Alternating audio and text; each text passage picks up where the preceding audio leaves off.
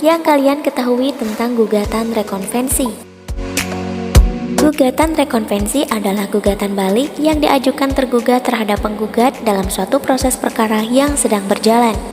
Contohnya, si A menggugat si B untuk menyerahkan tanah yang telah dibelinya dari si B sesuai dengan transaksi jual beli yang dibuat PPAT.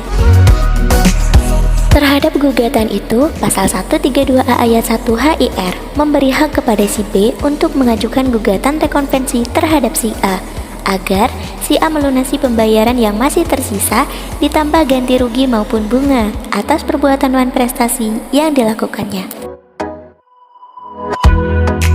Dalam hal ini, pemeriksaan sidang PN dan majelis hakim yang sama akan terjadi saling gugat-menggugat antara penggugat dan tergugat. Dan pemeriksaan kedua gugatan itu akan dilakukan secara bersamaan dalam satu proses pemeriksaan. Berikut eksistensi dan sifat dari gugatan rekonvensi. Menurut pasal 121 ayat 1 HIR, setiap gugatan berdiri sendiri, namun secara eksepsional harus memberi hak kepada tergugat untuk melakukan kumulasi gugatan rekonvensi dengan gugatan konvensi. Selanjutnya, apa yang menjadi tujuan dari gugatan rekonvensi? Kesatu, menegakkan asas peradilan sederhana. Kedua, menghemat biaya dan waktu. Dan ketiga, menghindari putusan yang saling bertentangan.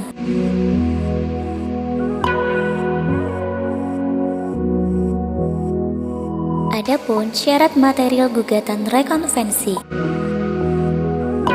Perlu kalian ketahui bahwa undang-undang tidak mengatur syarat material. Namun dalam pasal 132A HIR menegaskan bahwa tergugat dalam setiap perkara berhak mengajukan gugatan rekonvensi. Dan keduanya tidak disyaratkan harus memiliki hubungan erat atau koneksitas yang substansial. Dan praktek peradilan cenderung mensyaratkan koneksitas. Berikutnya syarat formil dari gugatan rekonvensi.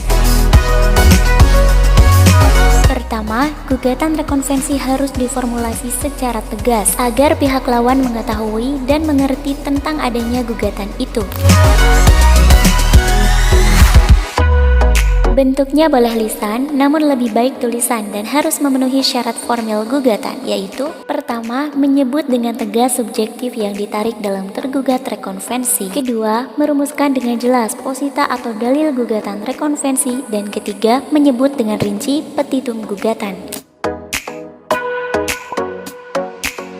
Syarat formil selanjutnya yang dianggap ditarik sebagai tergugat rekonvensi hanya terbatas penggugat konvensi. Dilarang menarik sesama tergugat konvensi menjadi tergugat rekonvensi, dan gugatan rekonvensi harus diajukan bersama-sama dengan jawaban. Hal ini diatur dalam pasal 132B ayat 1 HIR dengan ketentuan rekonvensi wajib diajukan bersama-sama dengan jawaban pertama dan batas pengajuan gugatan sampai pada tahap pembuktian. Dan berikut beberapa larangan dalam mengajukan gugatan rekonvensi. Yang pertama, larangan mengajukan gugatan rekonvensi kepada diri orang yang bertindak berdasarkan suatu kualitas. 2. Larangan mengajukan gugatan rekonvensi di luar yurisdiksi PN yang memeriksa perkara. Contohnya, si A menggugat si B atas sengketa transaksi jual beli tanah di PN, namun terhadap gugatan itu, si B menggugat rekonvensi mengenai sengketa hibah di PA. 3. Gugatan rekonvensi terhadap eksekusi. Contohnya, si A melakukan perlawanan atas eksekusi putusan PN yang telah berkekuatan hukum tetap. Keempat, larangan mengajukan gugatan rekonvensi pada tingkat banding. Sesuai pasal 132A ayat 2 HIR, jika tidak diajukan dalam tingkat pertama di pengadilan negeri, maka hal itu tidak dapat diajukan dalam tingkat banding di pengadilan tinggi. Dan 5. Larangan mengajukan gugatan rekonvensi pada tingkat kasasi. Dan terakhir, terkait sistem pemeriksaan konvensi dan rekonvensi. 1. Konvensi dan rekonvensi diperiksa serta diputus sekaligus dalam satu putusan. Ini merupakan aturan umum.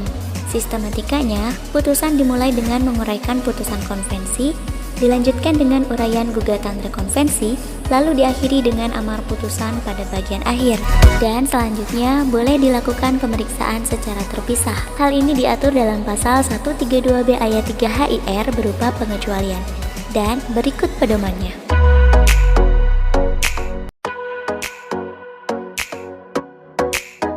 1. Diperiksa secara terpisah tetapi dijatuhkan dalam satu putusan.